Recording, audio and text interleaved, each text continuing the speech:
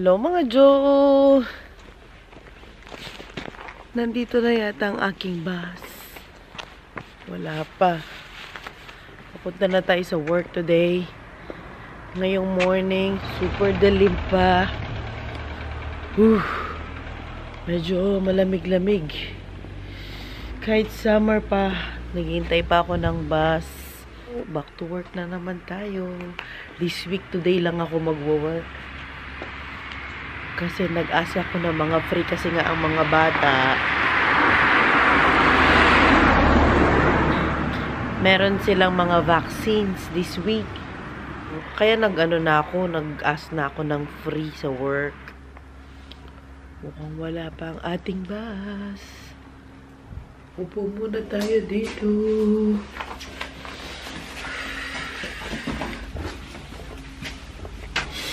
Foggy din kasi kaya medyo malamig-lamig.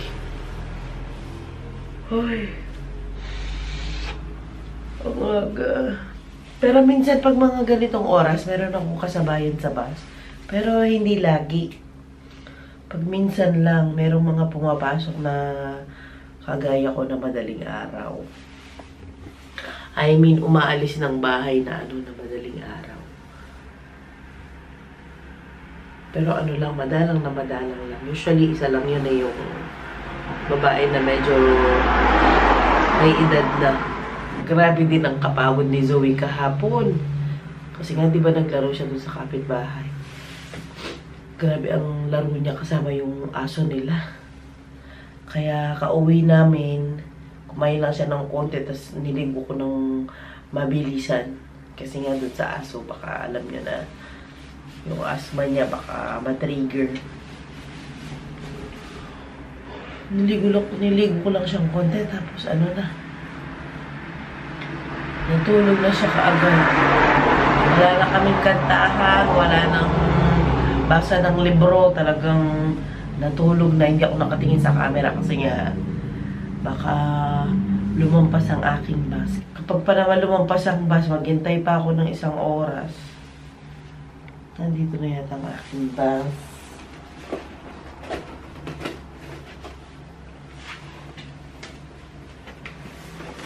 Nandito na.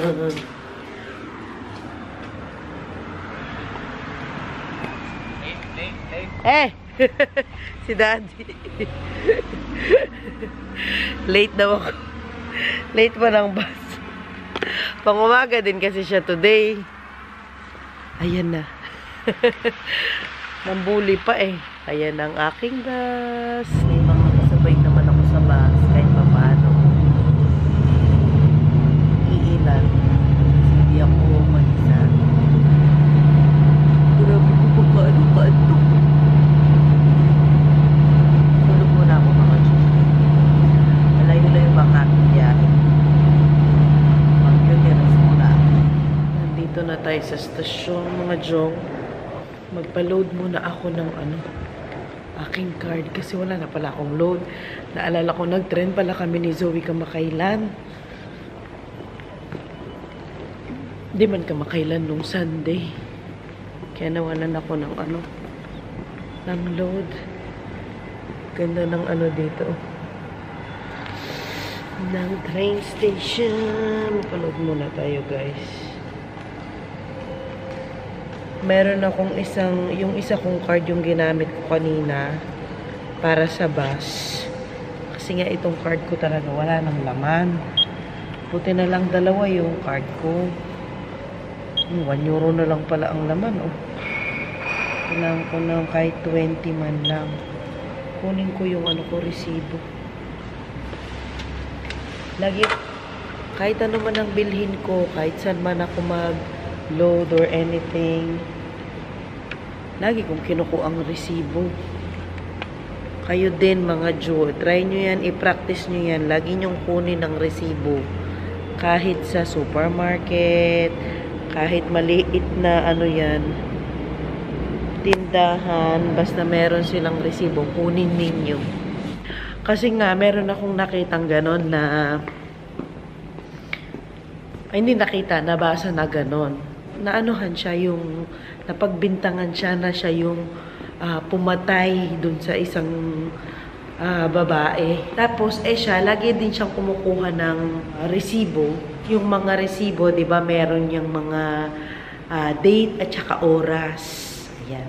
Nung namatay yung na-murder na babae, sorry po for the term, yung time na yon nasa siya, supermarket, nag-grocery siya. Buti na lang kinuha niya yung resibo. At least meron siyang ebidensya na nandoon siya. At least meron siyang, ano ba tawag doon? Alibi. Meron siyang alibi na siya, yung nag-grocery siya, pinakita niya yung resibo niya. Bukod dun sa CCTV ng supermarket, ayan, pinakita niya yung niya, resibo niya. So, nanalo siya dun sa kaso na hindi siya yung pumatay, hindi siya guilty, kumbaga. Ganun. So, magmula nung nabasa ko yun, talagang kumukuha na ako lagi ng resibo. Kasi you'll never know, diba? Mapagbintangan ka, yung ganyan. Tapos sabihin, ganitong oras, ganitong araw, nasaan ka. So, sabihin mo lang, na ganito ako, ito yung resibo ko, and everything. May ebidensya ka kahit papano, or may alibay ka kahit papano, diba?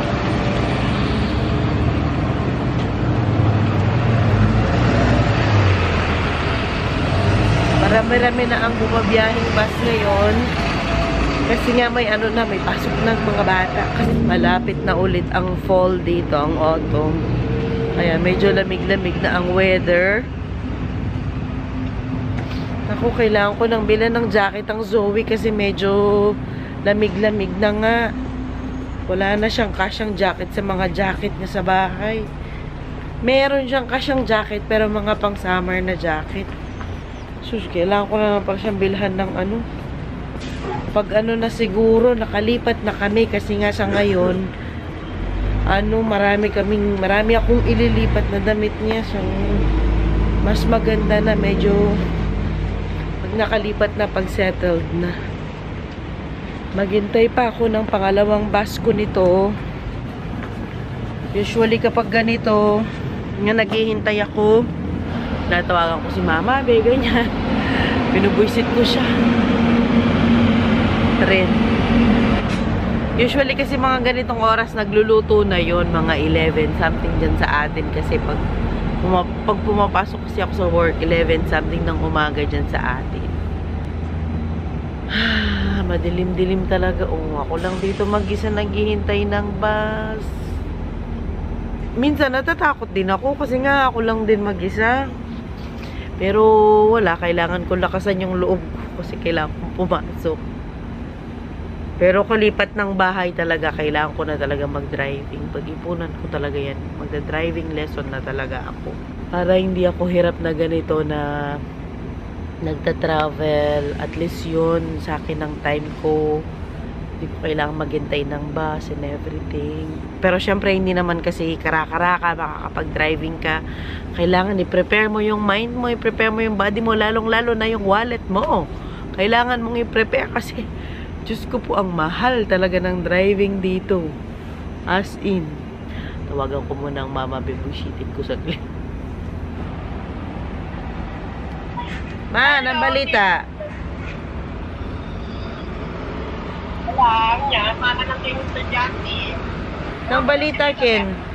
Mumuran pa, Ken? Nuran, ka pa na ako, nuran. Nuran ka na? Manay, manay akong bus. Kamusta na rin ako? Okay na la, wala nung sakit. Busy lang, kaya birthday na si Jay. Hi, birthday mo na bukas. Asan ang may birthday? Oo, kasi magse-7 yung pamangkin ko. Na? Manulungtong, birthday na naman pakula niya. Ay, atsuning bus ko. Karanon na. Yako mundili. Masagli mo na tuning bus ko.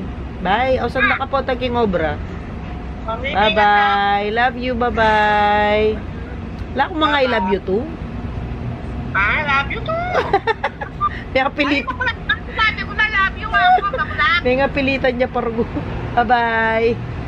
Sagli mo na tuning bus ko. Nandito na yung bus ko, guys. Ayun o. Maaga ang aking bus. Punta na ako doon, saglit lang. At nandito na ako sa work, mga Jo. Magkape muna ako. Meron pa ako mga 2 minutes, ganyan. Ang itim ng kape namin dito.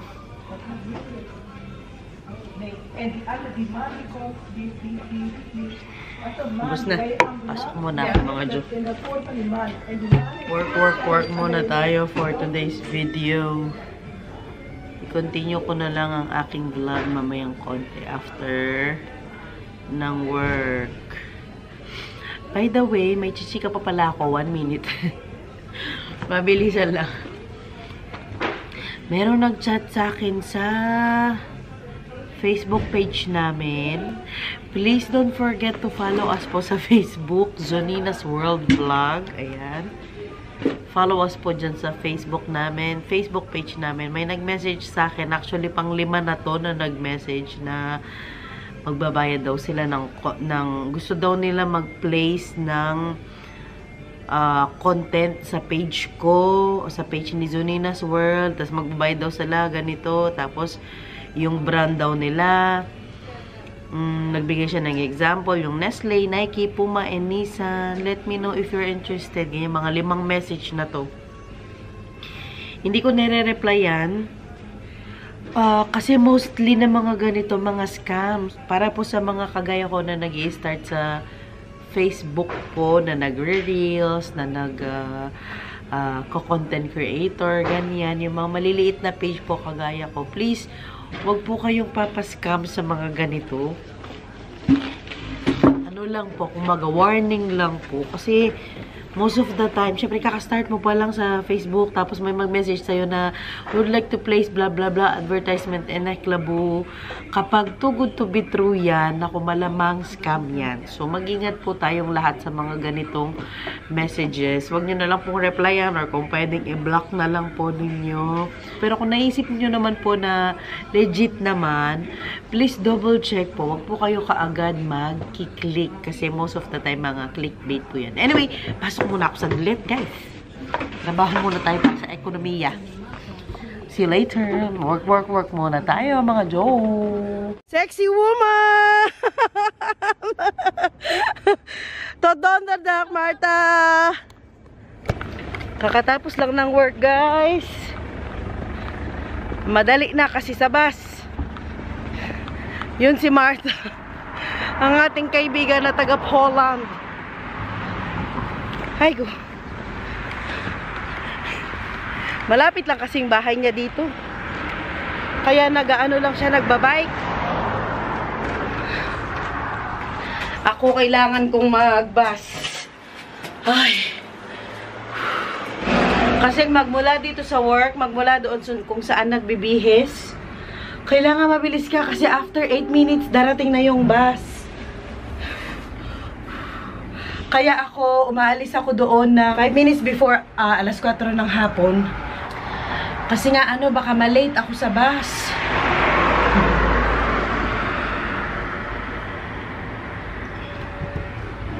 Pagdating na yung bus ko nito pa uwi.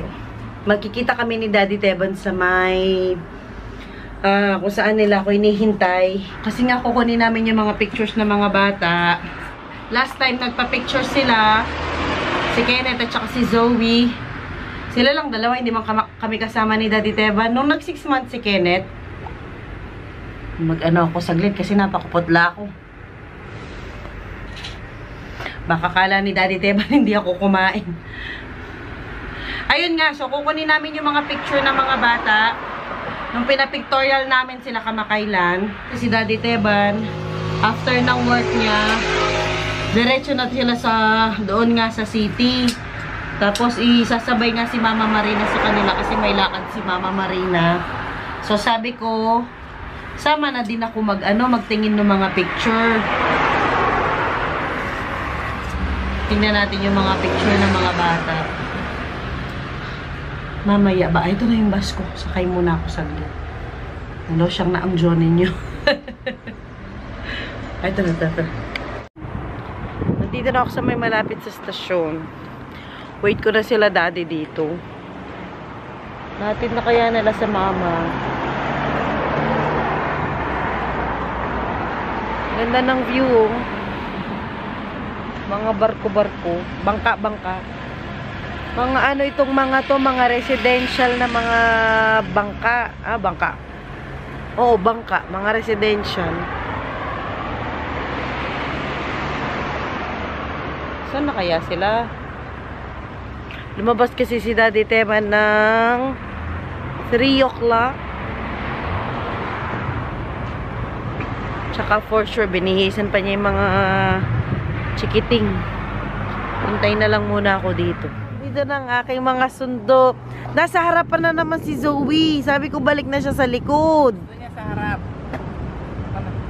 Hi! Open your window muna. Say hi to my vlog. Hi, vlog. Hi vlog. Lagi ngayon si Daddy. Hi vlog. Hi Ate Zoe. Oh! How are you? Daddy, ang music! Ano? Kamusta ang Zoe? Oh, what's wrong with your tongue? What's wrong with your tongue?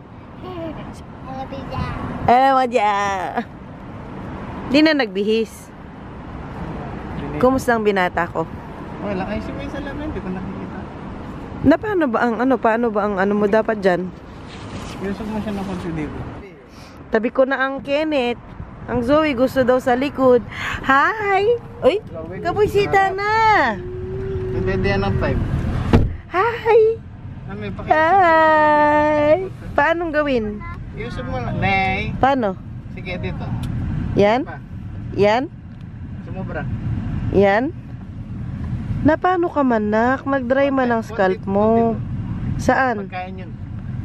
Ah, saan konti pa? Dito. Konti. Dito. Konti. Okay, oh, yan. Okay na. Uy, hi! Okay na. Punta na tayo. Kamusta po ang Kenneth? Hello, baby ko! How are you? Na, kamusta po ang bembe? Parang may allergy siya, Dad. Na paano ang face mo, be? Nakakakuskus yan sa kama. Ano dito? Na paano yung face mo? Parang may allergy ka man. Na? Na paano na naman ang face? Hello? Kamusta ang baby namin? Na? Kamusta ang baby namin? Bo? Wala ba sa mo? Dala, ano to pagkain? Kumusta po ang Ken? Kenneth? Kenneth? Hindi pinapansin si Mami. Hi! Ay, Look. sarado pala dito. Look! Sino man yan? Hi! Hello! Di mo pinapansin si Mami, ha? Sarado. Di mo pansin si Mami, ha? Uy! Uy! Mwah! Balik. Kamusta ang bebe namin? Oras yun. Kamusta ang bebe namin na yan? Na? Ba? Na ano kasi siya, naaliw siya dito, oh. Sa salamin. Nabe. Ano? Kun daw natin yung picture mo? Kenneth! Ah, wala guys. Wala masyado sa mood. Kakagising lang, de. Hindi man natin. Dry na naman ang skin mo. Hala ka, kadami mo na namang ano-ano yan. Ano na naman yung nasa skin mo na yan? Na! Anuhan ni Mami yan, no? Para mawala. Lagyan ng cream.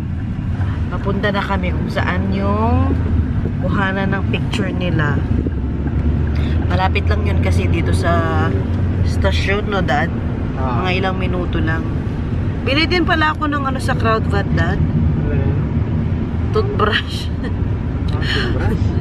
Kailangan pala, every ano pala, no? Every 3 months, pinapalitan pala dapat yung toothbrush. 6 months na yata yung magmula nung nanganak ko kay Ken. 7 months na yung toothbrush ko. Daddy, dapat palitan na. Bili akong toothbrush doon malapit. Bili muna kami ng toothbrush ng aming ate Zoe. Ano yan? Is it boy? Hindi, ano po yan? Laruan po yan. What's this? Laruan. What's this? Frisbee, parang ganyan. Put it back. Ooh, Put it back, ate. Ate Zoe. not to die.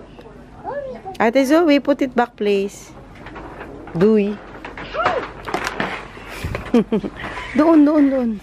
I can do it. Okay. Nakasilang mga shampoo nila. Anak, dito bili tayong shampoo. Zoe, come on. Zoe, dito muna anak. Magbili shampoo si Mami. Dito. Hi! Pakalapit mo naman. Magkuha mo na ako shampoo niya. Di mo man kinis si Mami. Anong shampoo kukunin ni Mami? Yung kulay red. Ano bang color? Pakalapit mo naman. Asa na si Kenneth? Dali, masaktan ka. Wait natin si Kenneth. Kunin ko na yung mga pictures ng mga bata. Tara na, anak. Chararirara. You can say what you want. I already know it's destiny.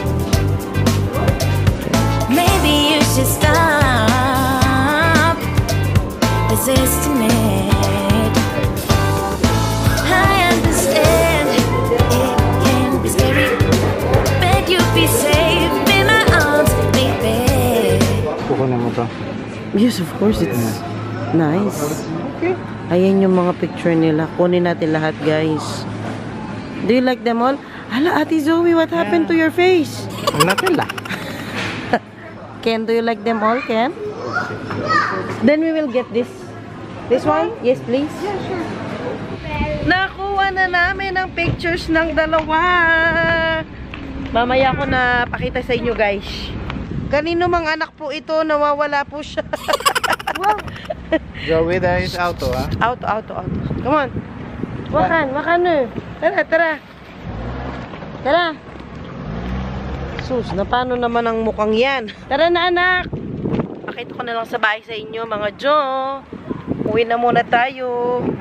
Ito na ang mga pictures nila. Ito yung isa, yung pinakamalaki. Ayan siya, oh. Ang itim ni Ate Zoe, Dad. Ayan siya. Anong tawag dito, Dad? Canvas. Ganyan siya kalaki, oh. Diba? Yan ang kanilang picture. Ang cute. Tapos, meron pa silang mga naka-print. Ayan. Scan ko na lang tong mga to, tapos, or picturean ko na lang, tapos insert ko na lang yung mga pictures sa dulo ng vlog na to. Ito yung kay Ken. Nagre-reflect kasi eh. Tapos may solo din si Zoe, syempre. Nandito yun yung solo niya. Ayan, oh. Ang Ate Zoe. Lagay ko lang sila dito. Nandito ang Ken-Ken sa gilid. Pinakain ko na yan kaninang kadating namin. Kasi Ate Zoe. Kami naman ang kakain ni Daddy Teban. Nag-take out lang kami ng sushi. Hello, Viva! Anong mo may nga Hello, Mitchell! Welcome to my channel! Welcome to her channel! Busog na tong dalawang magkapatid. Hello, mga Jo! Ang poging-poging Ken. Nilagyan ko na ng oil ang hair niya kasi mamayang konti liguan ko. Hi ka muna, babe. Hi! Ligo mo na ikaw, ha? Na? Kain muna si Mami and Daddy. Tapos, maligo ang Bimbim. Maligo ka? Ha? Maligo yun? Ikaw, ate, maligo ikaw? Gusto mo pumaligo? No? Kahit mo na yung hair, yung katawan. No po? Mamaya. Huwag mo yung kainin. That's it for today's video. Please don't forget to follow us po sa aming Facebook page. Zonina's World Vlog. Talagang yung ulo mo lang yung nakadikit, Dad. Sana po yung nagustuhan ninyo ang video namin po for today. Thank you all for watching. See you all next time. Bye! Please don't forget to subscribe. Bye, guys. Bye! Feels like love. Cupid made a shot straight into my heart. Now I'm falling fast and my world's expanding. feels like love. Even though we're kinda nervous, together we'll be strong. I don't know for sure, all I know. Didn't know what hit me when we started. I was shaking electric, trying to stay calm and collected.